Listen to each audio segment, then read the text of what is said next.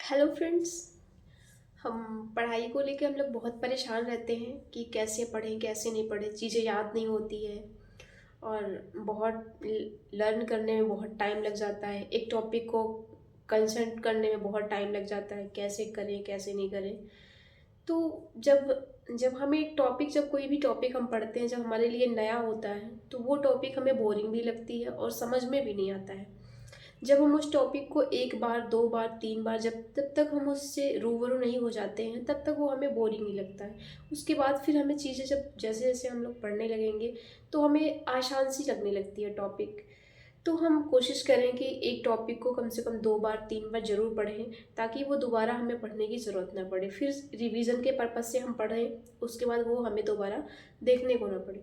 तो इसलिए आप एक टॉपिक को अगर एक बार ऐसे ऊपर ऊपर पढ़ के आप छोड़ देंगे तो फिर वो आप एक हफ्ते फिर उस टॉपिक को आप देखने वाले नहीं हो मुड़ के। तो फिर आप जाहिर सी बात है फिर आप भूल जाओगे। तो आप इस टॉपिक को ऐसे ना करें। किसी भी टॉपिक को पढ़ना है तो आप एक टॉपिक को कम से कम दो बार तीन बार रिवाइज कर लें।